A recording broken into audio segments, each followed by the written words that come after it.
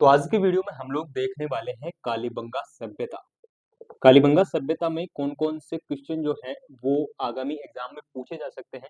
और इस वीडियो के पूरे एंड होने तक आपको इतने सारे फैक्ट मिल जाएंगे इस वीडियो से जो आपने पहले कभी भी नहीं पढ़े होंगे। या तो अगर आपने इस वीडियो को देख लिया है तो इस वीडियो को थोड़ा सा आगे करके देख लीजिए, क्योंकि सबसे बड़ी बात यह है कि इसमें आपको इतने सारे फैक्ट मिलने वाले हैं और अगर आप इस वीडियो को छोड़कर जाते हैं तो ये आपकी सबसे बड़ी गलती होने वाली है।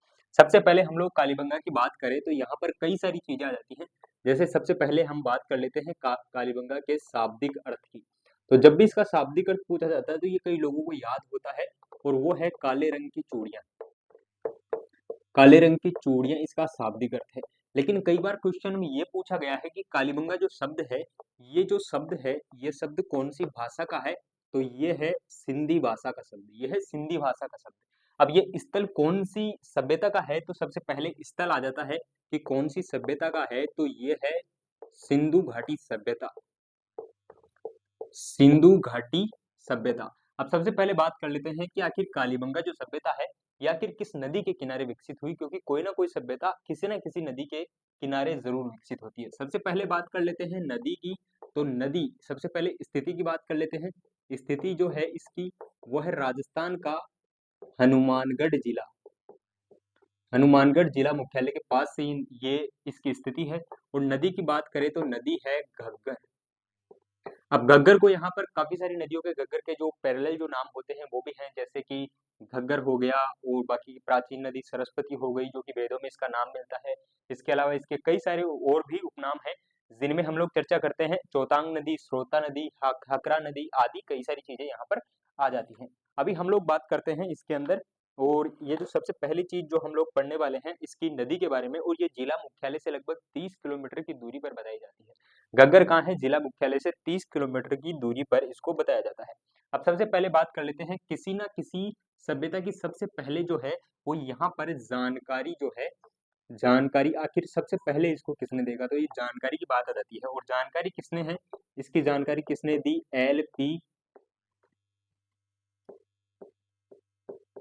एलपी टेसीटोरी। जो एलपी टेसीटोरी है सबसे पहले इन्होंने यहाँ पर इस स्थल के बारे में जानकारी दी कि यहाँ पर कोई एक ऐसा स्थल है जमीन के नीचे खुदाई में।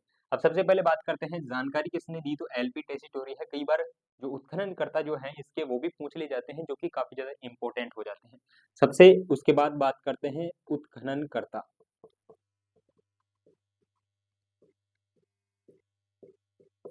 जो उत्खनन करता है सबसे प्रमुख इसका नाम आता है, वो आता है बीबी लाल, यानी ब्रिजवासी लाल,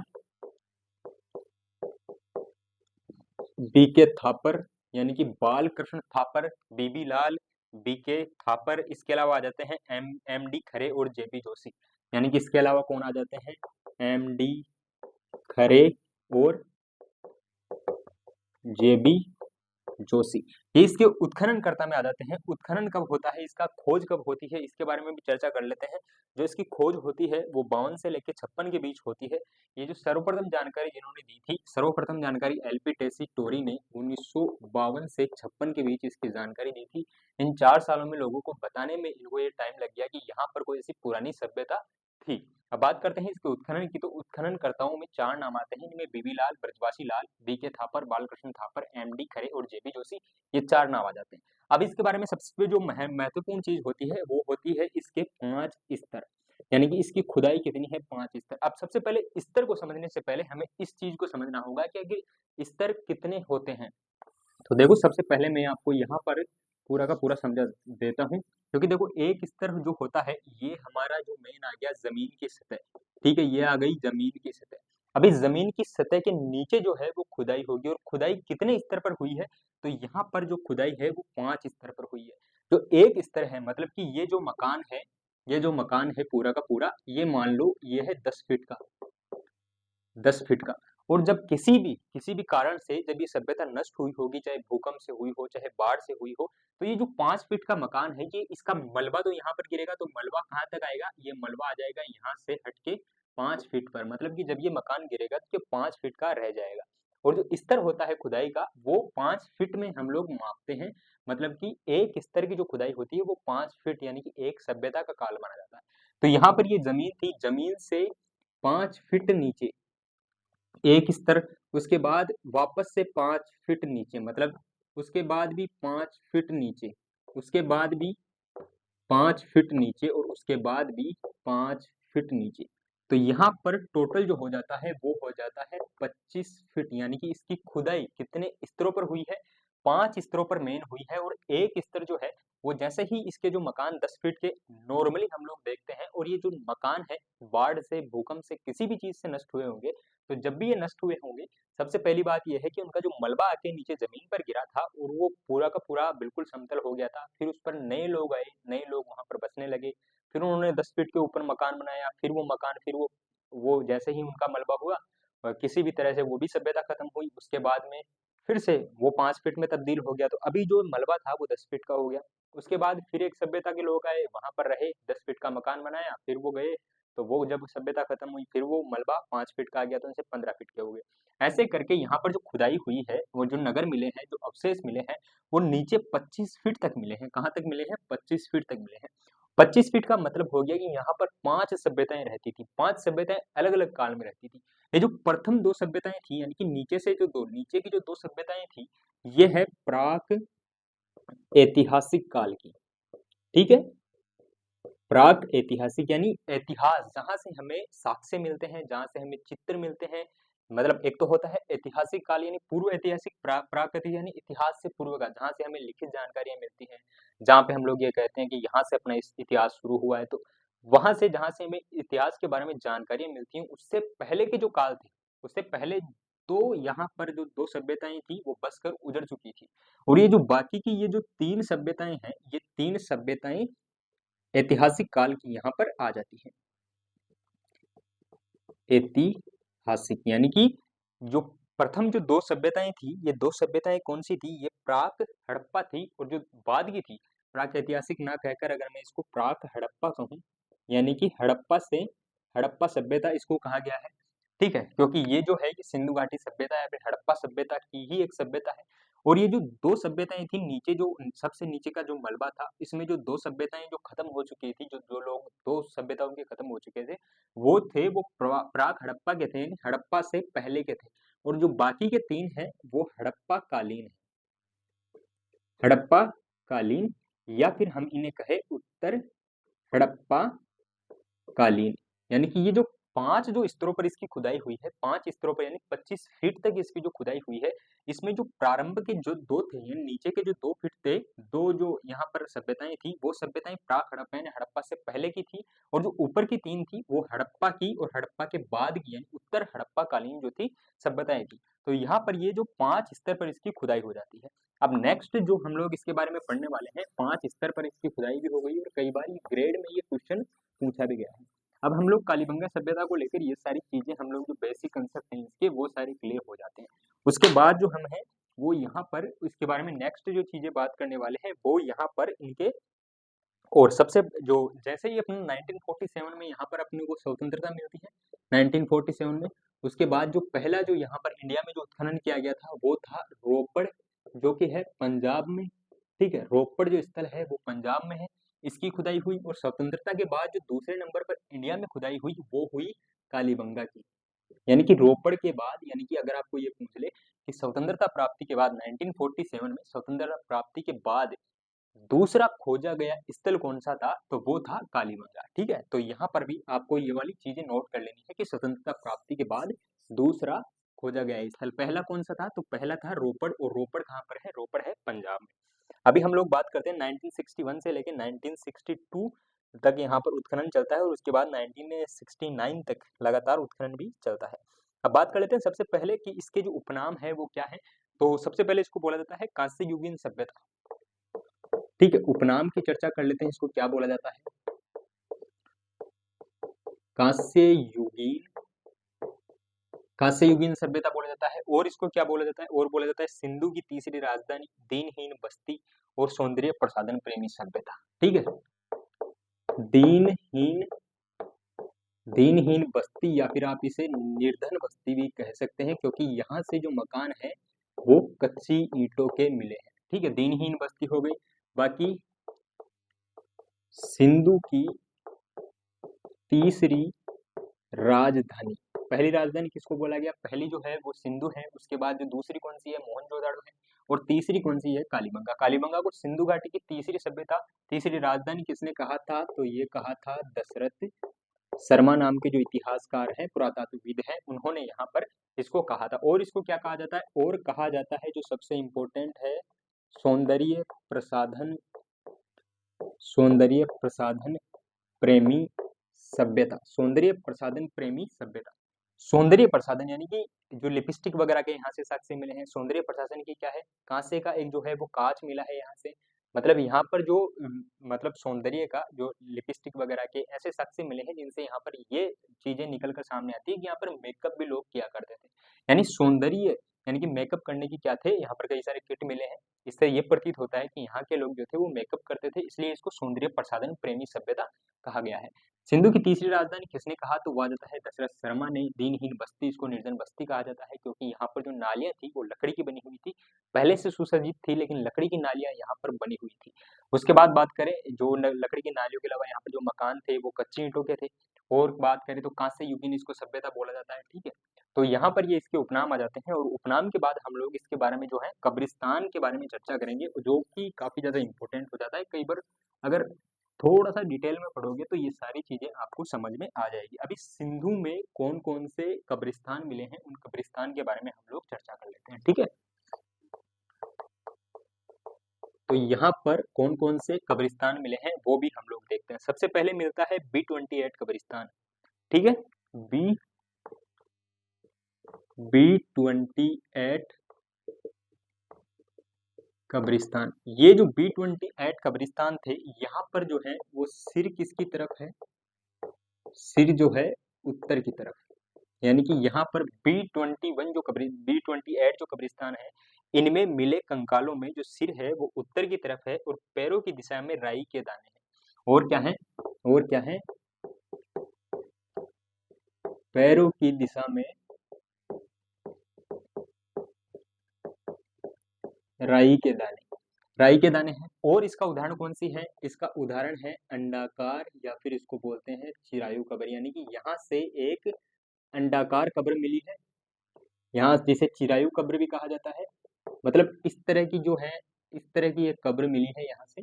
और इसके अंदर जो इसका सिर है, ये है सिर जो है ये उत्तर की तरफ होता था, और दक्षिण की तरफ क्या होते थे? दक्षिण की तरफ पैर होते थे। और यहाँ पर क्या थे? कुछ, यानी कि ये जो कंकाल है, और ये कंकाल हो गया। सिर जो है वो उत्तर की तरफ हो गया। अंडाकार जो कब्रें थी, दक्षिण की तरफ क्या थे? पैर थे। और यहाँ पर पैरों की तरफ क्या थे? राई के जो दाने थे वो यहाँ पर बिखेरे हुए मिल जाते हैं। तो यह आ जाता है B28 कब्रिस्तान। B28 कब्रिस्तान। नेक्स्ट जो कब्रिस्तान आता है वो आता है P21 कब्रिस्तान। P21 नेक्स्ट जो कब्रिस्तान आता है वो आता है P21 कब्रिस्तान। अभी जो P21 कब्रिस्तान थे ये कैसे थे? तो P21 कब्रिस्तान में क्या थे? अधजले कंकाल मिले हैं। ठीक है, यानी कि यहाँ से P21 में क्या है?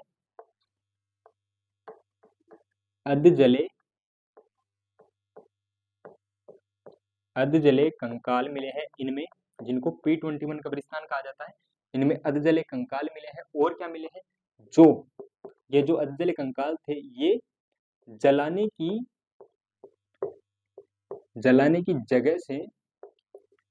जगह से कुछ दूरी पर मिले।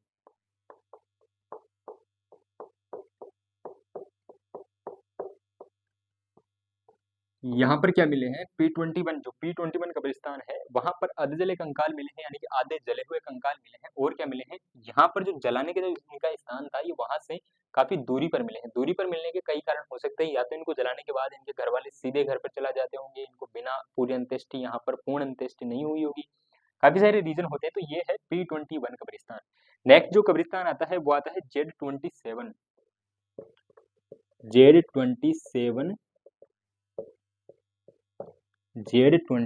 कब्रिस्तान। अभी जो Z27 कब्रिस्तान है यहाँ से क्या मिला है इसमें देख लेते हैं। यहाँ से मिलते हैं हमें कलश समाधान के साक्ष्य। यहाँ से अपने को क्या मिलते हैं? यहाँ से कलश समाधान के साक्ष्य मिलते हैं। ठीक है, यहाँ से यानी कि Z27 कब्रिस्तान से क्या मिलते हैं, कलश समाधान के साक्ष्य मिलते हैं। एक आता है X57 कब्रिस्तान, X57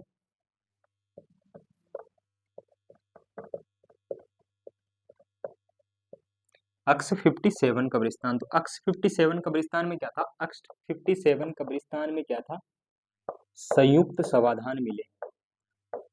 अगर आपको ये पूछे कि सती प्रथा का प्रमाण सबसे पहले कहाँ मिला है, तो सती प्रथा का सबसे पहले एक अनुमान जो है वो है कालीबंगा सभ्यता का X57 कब्रिस्तान, क्योंकि यहाँ पर क्या है, संयुक्त समाधान मिले। संयुक्त समाधान में सती प्रथा का प्रमाण मिला है। सती प्रथा का प्रमाण कैसे मिला है, एक व्यक्ति के साथ 5 महिलाएं, यानी कि एक कब्र है जिसमें एक व्यक्ति है और 5 महिलाएं उसके अंदर वहां पर उनकी अंत्येष्टि हुई है, उस कब्र के अंदर मिले हैं। तो यहाँ पर ये एक व्यक्ति के साथ 5 महिलाओं के इस तरह से सती होने के जो प्रमाण है वो कालीबंगा सभ्यता के किस कब्रिस्तान से मिले हैं, X57 कब्रिस्तान से यहाँ पर मिलते हैं।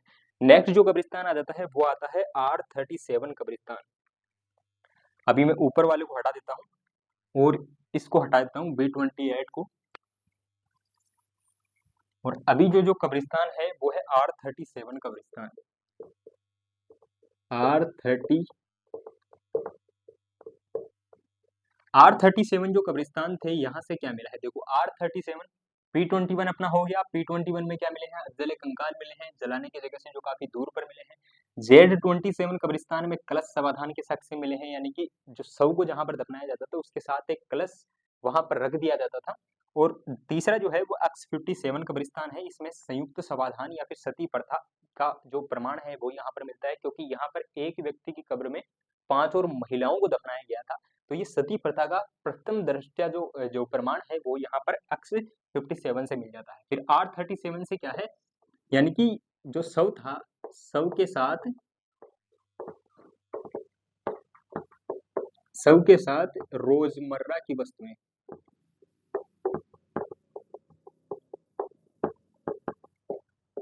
यहाँ पर शव के साथ रोजमर्रा की जो वस्तुएं हैं वो दफनाई जाती थी। तो X37 कब्रिस्तान, R37 कब्रिस्तान में क्या मिला है, यानी कि एक शव मिला है, उस शव के पास में उसका कंघा, उसकी जूतियां, उसके कुछ ऐसी चीज जो वो खुद पर्सनली उनको यूज करता था, वो सारी चीजें मिली है। तो ये हो जाते हैं कालीबंगा के सारे वहां पर कब्रिस्तानों को उतारते हैं। उसके बाद हम लोग नेक्स्ट जो चीज है वो यहाँ पर पढ़ लेते हैं।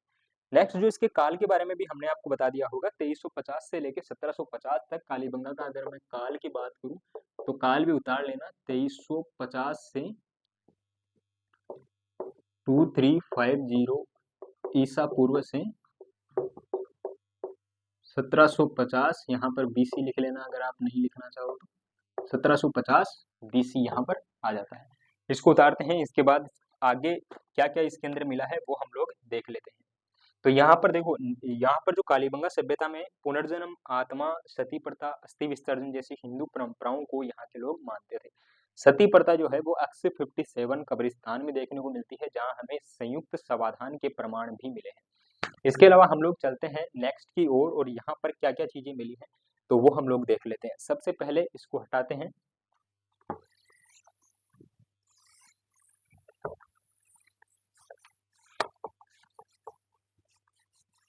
अभी यहाँ पर कौन कौन सी चीजें हमको यहाँ पर प्रमाण के तौर पर मिली है उन सारी चीजों को हम लोग डिस्कस कर लेते हैं। सबसे जो पहला है वो है अग्निकुंड।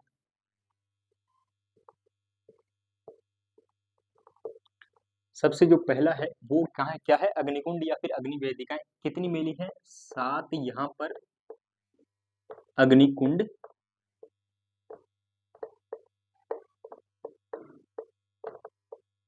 7 यहाँ पर अग्निकुंड मिले हैं। 7 अग्निकुंड मिलने के पीछे जो चीजें हैं वो 2 तरीके के मत आ जाते हैं। एक तो अग्निकुंड जो मिला है, एक अग्निकुंड के अंदर क्या है, एक पशु के जले हुए साक्ष्य मिले हैं। किसी भी अग्निकुंड के अंदर पशु के जले हुए साक्ष्य का मतलब क्या है, मतलब कि उस अग्निकुंड में किसी भी यज्ञ के तौर पर पशु की जो थी वो बलि दी गई थी, या फिर उनको क्या, या फिर इन अग्नि वेदिकाओं को, इन अग्निकुंडों को क्या कहा गया है, रोटियां पकाने के चूल्हे भी इनको बोला गया है। तो एक तो इनका मत हो जाता है कि ये अग्निकुंड है, दूसरा इनका मत हो जाता है कि ये एक मांसाहारी चूल्हे हैं। तो यहाँ पर जो 7 हैं वो अग्नि वेदिकाएं मिली है, और जो इतिहासवेताएं हैं वो अलग अलग तरीके से अलग अलग अनुमान अपने हिसाब से लगाते हैं कि या तो यहाँ पर क्योंकि एक जो पशु की इसमें हड्डियां भी मिली है एक में, तो या तो ये पशु बलि के प्रमाण हो सकते हैं, ठीक है, कि वहां पर पशु बलि दी हुई होगी, उस यज्ञ में जलाया गया होगा, या फिर इनको तंदूर के चूल्हे भी इनको बताया गया है कि जो 7 हैं ये अग्नि वेदिकाएं नहीं है बल्कि तंदूर के चूल्हे हैं, और इनमें क्या है ये मांसाहारी भोजन पकाने के यहाँ पर काम में आते थे। तो इसको लेकर के दो जो मत हैं वो मिल जाते हैं। तो ये 7 यहाँ पर अग्निकुंड मिले हैं और इसमें पशुओं की आधी जली हड्डियां मिली हैं। इसमें क्या है,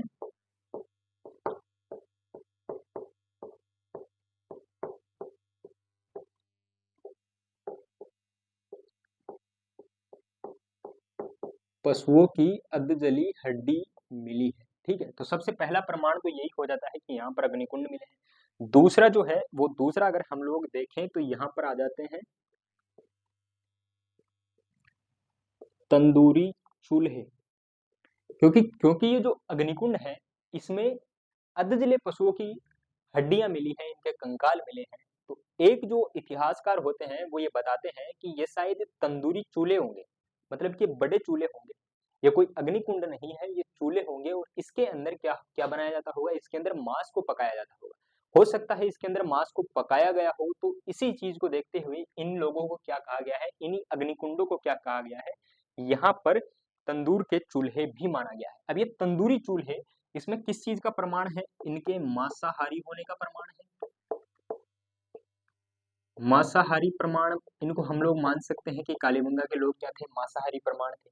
और इनको क्या समझ सकते हैं, तंदूरी चूल्हे मांसाहारी प्रमाण की ओर इशारा करते हैं। और किस तरफ इशारा करते हैं, और इसमें क्या है कि ये लोग संयुक्त परिवार प्रथा, क्योंकि एक जगह से 7 तरह के, अगर हम इनको चूल्हे माने यानी तंदूरी चूल्हे माने, तो आप लोग सोच सकते हैं एक जगह अगर 7 चूल्हे आपको मिलेंगे तो आप लोग क्या कहेंगे कि यहाँ पर हो न हो संयुक्त परिवार प्रथा का प्रचलन रहा होगा।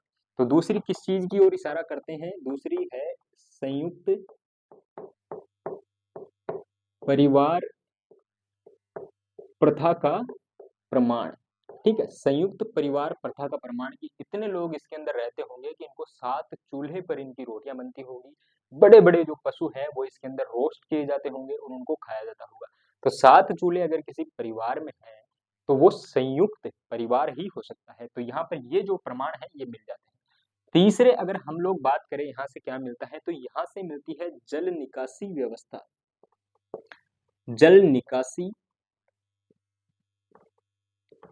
जल निकासी व्यवस्था कैसी है, इनमें क्या मिली है, लकड़ी की बनी हुई नालियां मिली हैं जो कि सुव्यवस्थित है।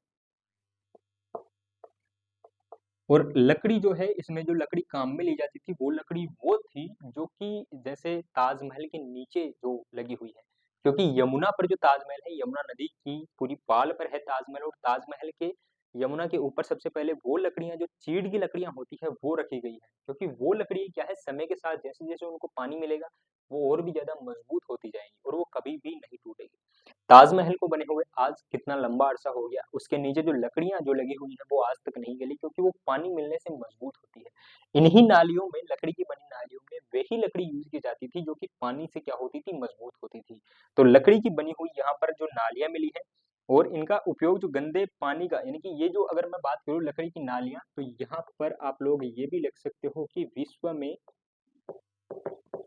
एकमात्र उदाहरण है, विश्व में एकमात्र उदाहरण है, ठीक है, जो कि लकड़ी की नालियों का यहाँ पर उदाहरण है। बाकी क्या था, बाकी क्या था, इन्हीं जो जो यहाँ पर ये जो लकड़ी की नालियां थी गंदे पानी की, इनका उपयोग किसमें होता था, सिंचाई में इसका उपयोग होता था। यानी कि शहर से ये जो गंदी नालियां होती थी ये शहर के बाहर खेतों में जाती थी और वहां पर इनसे क्या होती थी, सिंचाई होती थी। तो जो तीसरा प्रमाण हो जाता है वो यहाँ की जल निकासी व्यवस्था हो जाती है। अब चौथे प्रमाण की ओर हम लोग चलते हैं, वो जो चौथा प्रमाण है वो है दोहरे जुते खेत।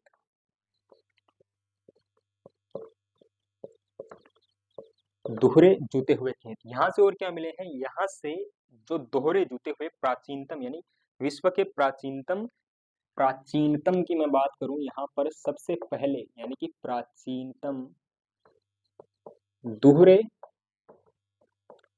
जूते खेत मिले हैं। जो दोहरे जूते जो खेत मिले हैं ये कहाँ पर मिले हैं, दक्षिणी पूर्वी भाग में, मतलब कालीबंगा जो सभ्यता थी इसके दक्षिणी पूर्वी भाग में, ये मैं इसलिए बता रहा हूँ क्योंकि एक बार ये क्वेश्चन पूछा गया था कि कौन सी चीज कहाँ पर मिली है। कई बार ऊंचे टीले, नीचे टीले, किस दिशा में है, ये चीजें पूछी गई है। तो ये भी पूछा जा सकता है कि जो कालीबंगा के अंदर जो प्राचीनतम दोहरे जूते जो खेत मिले हैं वो किस तरफ मिले हैं, किस दिशा में मिले हैं, तो वो है दक्षिणी पूर्वी भाग में। तो यहाँ पर जो है, जो मेनली जो है यहाँ पर चने, ये मतलब कम कम दूरी पर लोग खेती करते थे और एक स्थान से दो फसलों के यहाँ पर एक साथ, अगर मैं बात करूं कि एक साथ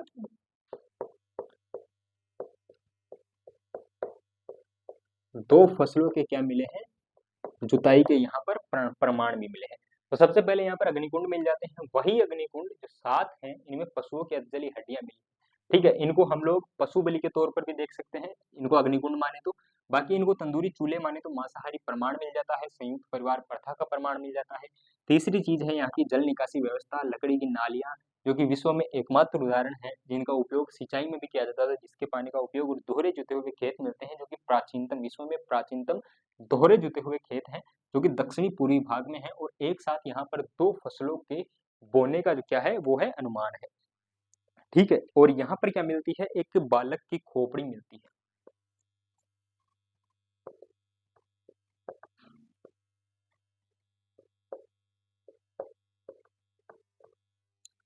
एक बालक की खोपड़ी मिलती है और उस खोपड़ी में क्या था, एक शल्य चिकित्सक, हम खोपड़ी के अंदर एक छेद था और सबसे पहली चीज क्या है कि वो जो छेद था वो स्वास्तिक के आकार का था। स्वास्तिक कैसा कैसा होता है, ऐसा जो है ये स्वास्तिक है। और ये जो बच्चे की जो खोपड़ी थी, बच्चे की जो खोपड़ी थी, इस खोपड़ी में जो छेद था, ये जो यहाँ पर जो छेद था, ये जो छेद था, ये छेद कैसा था, स्वास्तिक के आकार का छेद था। तो यहाँ पर क्या है, जो बच्चे की खोपड़ी में छेद था, खोपड़ी में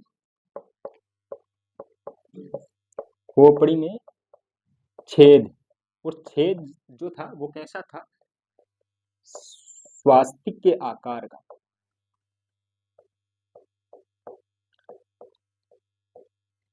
स्वास्तिक आकार का एक बच्चे की खोपड़ी मिली है जो काफी छोटा था, और उस बच्चे की खोपड़ी में क्या था, एक स्वास्तिक के आकार का छेद था। उस छेद से जो यहाँ के जो उत्खनन करता थे, उन्होंने ये बताया कि ये जो छेद है ये शायद शल्य चिकित्सा का प्रमाण हो सकता है।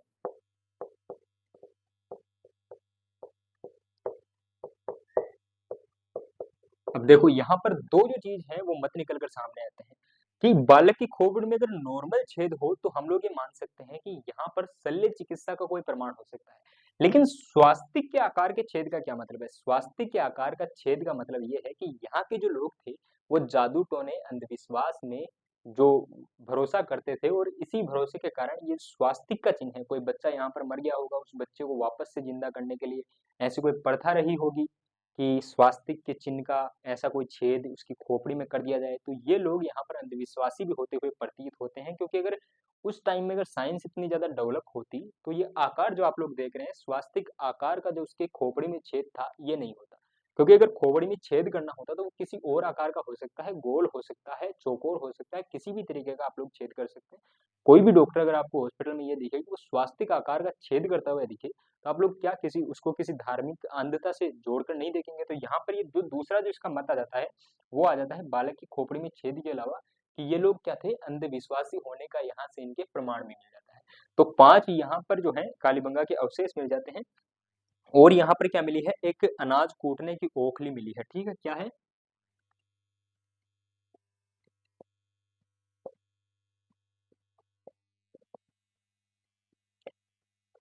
अनाज कूटने की ओखली, जो गांवों में जो महिलाएं कूटती हैं। और इस जो अनाज कूटने की ओखली थी, इस ओखली में क्या थे, गेहूं और चावल, यानी कि गेहूं, जौ और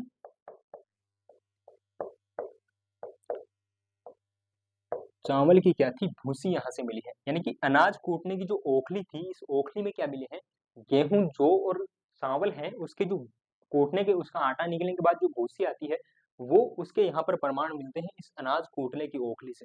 तो 6 ये प्रमाण यहाँ पर हो जाते हैं। और 7वें प्रमाण की तरफ बात करें तो आप लोग इनको यहाँ पर उतार सकते हैं।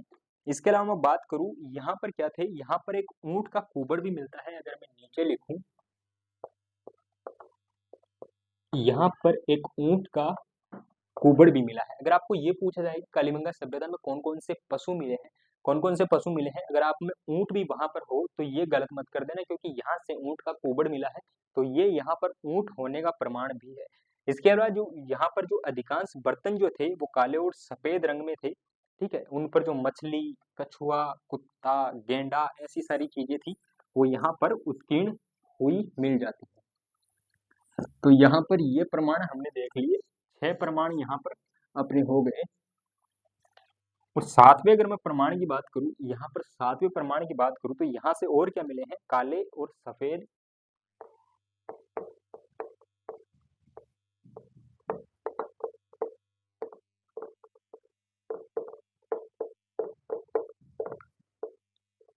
काले व सफेद चित्रित मृदभांड मिले हैं, ठीक है, काले और सफेद चित्रित मृदभांड मिले हैं।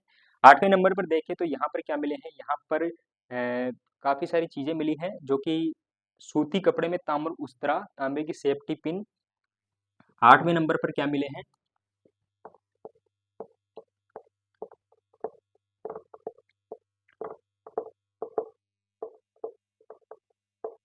एक तांबे का उस्तरा मिला है, ठीक है। यानी कि यहाँ के लोग जो थे वो दाढ़ी भी बनाते थे।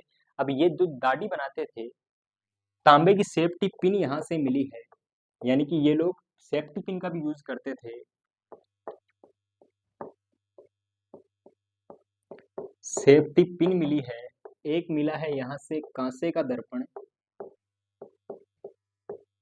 एक यहाँ पर मिले हैं कांसे का दर्पण, मतलब सूती कपड़े का ताम्र, उस सूती कपड़े में तांबे का जो है उस तरह मिला है, तांबे की सेफ्टी पिन मिली है। तांबे की सेफ्टी पिन के अलावा यहाँ पर कांसे का एक दर्पण मिला है, और क्या मिला है, और यहाँ पर मिला है एक हाथी दांत का कंघा। हाथी के दांत का क्या मिला है, कंघा मिला है। इसीलिए इस सभ्यता को सौंदर्य प्रसाधन की प्रेमी सभ्यता बोली गई है। सौंदर्य प्रसाधन की प्रेमी सभ्यता क्योंकि दाढ़ी बनाने के तांबे का उस्तरा, तांबे की सेफ्टी पिन का ये लोग यूज करते थे, कांसे का जो था वो दर्पण था, और क्या था, जो हाथी दांत का कंघा यहाँ से मिला है।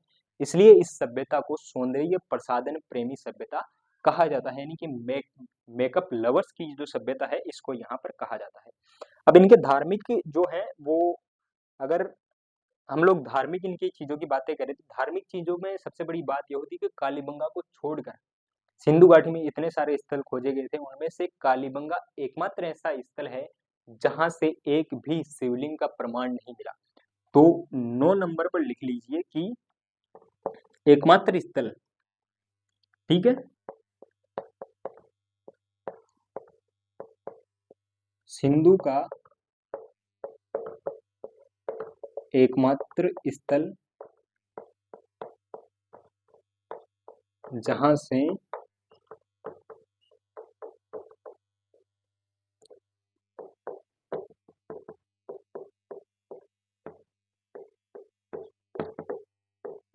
शिवलिंग का कोई प्रमाण नहीं मिला। इसके अलावा मोहनजोदड़ो में हम लोग देखते हैं तो छोटे बड़े जो शिवलिंग होते हैं वो वहां पर मिल जाते हैं, देवी की मूर्ति मिल जाती है, यानी कि धार्मिक लोग इनको दिखाया गया है। लेकिन यहाँ पर यानी कि कालीबंगा एकमात्र सिंधु घाटी सभ्यता का एक